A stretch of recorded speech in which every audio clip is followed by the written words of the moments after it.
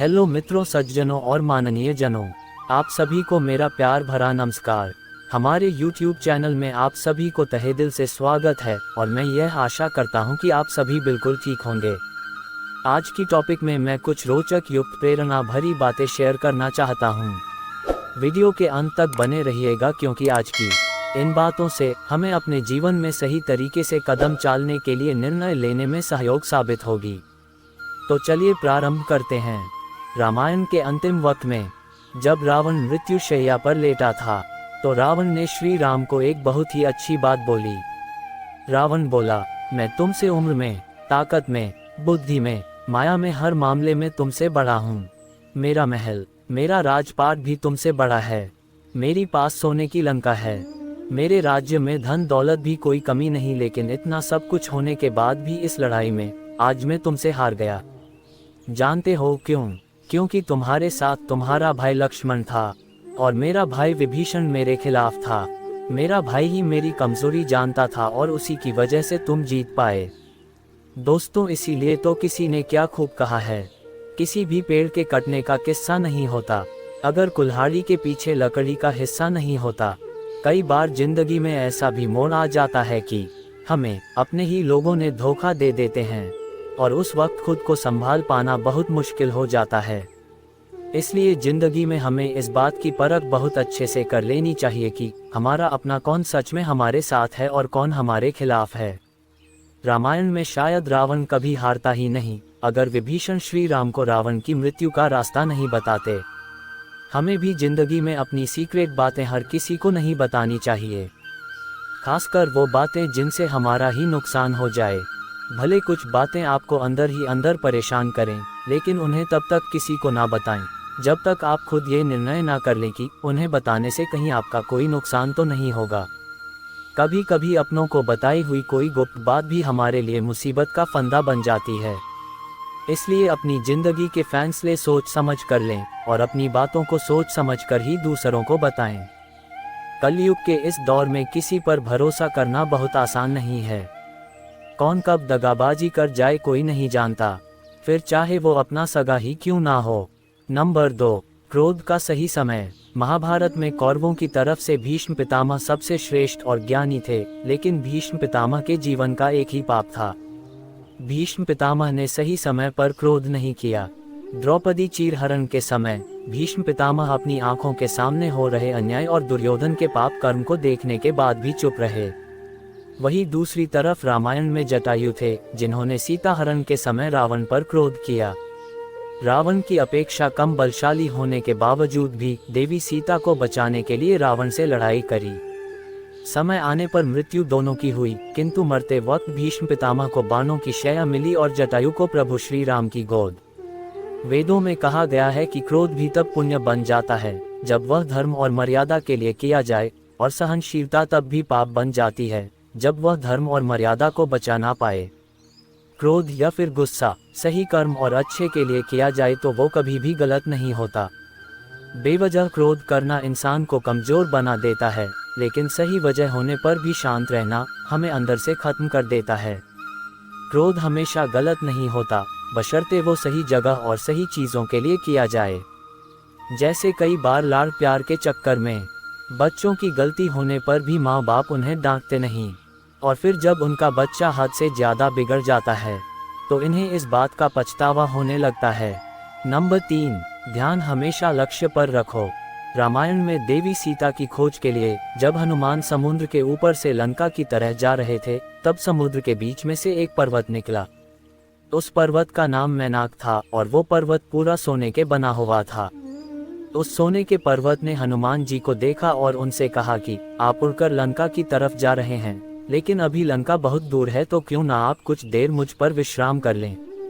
हनुमान जी ने मैनाक पर्वत को देखकर और बोले, आपने मेरा इतना ध्यान रखा और मुझे विश्राम करने के लिए प्रस्ताव दिया, इसके लिए धन्यवाद, लेकिन मैं अभी रुक नहीं सकता। मेरा लक्ष्य है माँ सीता की खोज करना, और जब तक मैं अपना लक्ष्य पूरा नहीं कर लेता तब तक मैं रुक नहीं सकता। पर्वत बोला, अभी सफर बहुत लंबा है, आपको विश्राम कर लेना चाहिए।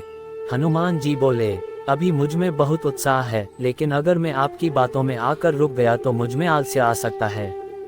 हनुमान जी समझ गए थे कि ये सोने का पर्वत है। अगर मैं इस पर रुक गया तो कहीं न कहीं मेरे जीवन में आलस्य, भोग विलास आ सकता है। हनुमान जी मैनाक को धन्यवाद कहकर आगे बढ़ गए। जब हम किसी लक्ष्य की ओर बढ़ते हैं तो हमें भी भोग विलास, सुख सुविधा के साधन मिलते हैं। कभी कभी कार, मोबाइल, टीवी जैसी चीजें मैनाक पर्वत की तरह हमें रोकती हैं। बुद्धिमानी ये होनी चाहिए कि इन्हें स्पर्श करें, यानी इनका उपयोग करें और अपने लक्ष्य की ओर बढ़ जाएं। कुछ लोग इन चीज़ों में ही बंधे रह जाते हैं और अपनी मंजिल से भटक जाते हैं। अपने लक्ष्य तक पहुंचने के लिए हमें उन चीज़ों से हमेशा दूर ही रहना चाहिए जो हमें हमारे लक्ष्य से भटका सकती हैं। हमेशा अपने लक्ष्य को सबसे ऊपर रखें और जब तक उसे पा ना लें तब तक रुके नहीं। जो व्यक्ति अपने लक्ष्य को पाने से पहले ही खुद को आराम दे दे, वो अक्सर असफल हो जाता है। किसी भी काम में अगर सफलता पानी है तो उससे सबसे पहले पूरा करें, तब जाके उसके फल के बारे में सोचें। हम जोश में कई चीज़ों की शुरुआत कर लेते तो हैं, लेकिन उन्हें पूरा नहीं कर पाते और फिर अपनी असफलता का रोना रोते रहते हैं। इसलिए लक्ष्य का होना और उसे पाने की पूरी कोशिश करना ही हमारा कर्तव्य होना चाहिए। हम जानते हैं कि संसार का वास्तविक परिदृश्य हमारे द्वारा निर्देशित नहीं होता, अपितु प्रकृति द्वारा कार्यान्वित होता है।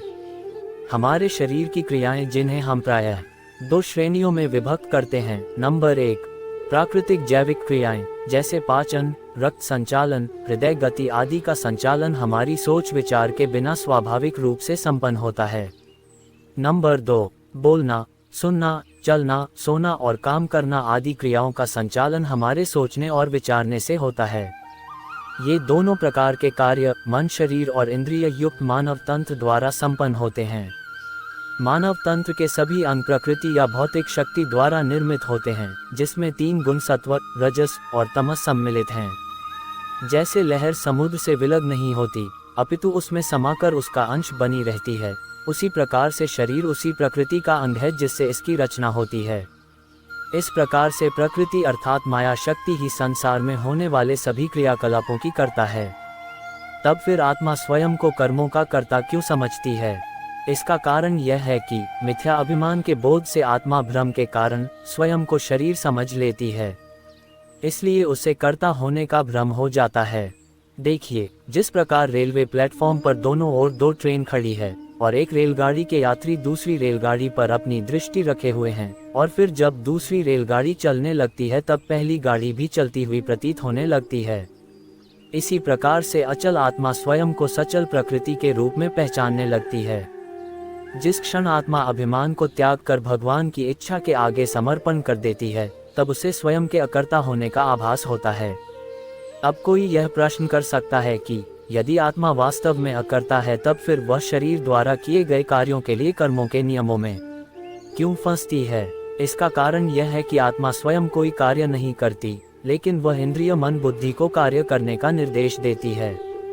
उदाहरण के लिए, रथ का सारथी स्वयं रथ को नहीं चलाता, अपितु घोड़ों को निर्देश देता है। अब यदि कोई दुर्घटना घटित होती है तब उसका दोष घोड़ों का न होकर अपितु उन्हें निर्देशित करने वाले सारथी का होता है। उसी प्रकार से आत्मा मन शरीर युक्त मानव तंत्र के कार्यों के लिए उत्तरदायी होती है, क्योंकि इंद्रिय, मन और बुद्धि आत्मा से प्रेरणा पाकर ही कार्य करते हैं। तो दोस्तों, ऐसे ही जिंदगी से जुड़ी प्रेरणा भरी बातें को देखने और सुनने के लिए चैनल को सब्सक्राइब करें और वीडियो को लाइक, शेयर और कमेंट करें। फिर मिलेंगे अगली वीडियो में कुछ और नई इंटरेस्टिंग और मोटिवेशनल बातें लेकर। तब तक आप सभी का समय शुभ रहे। वीडियो के अंत तक बने रहने के लिए आप सभी को बहुत बहुत धन्यवाद। जय श्री कृष्ण। राधे राधे कृष्ण।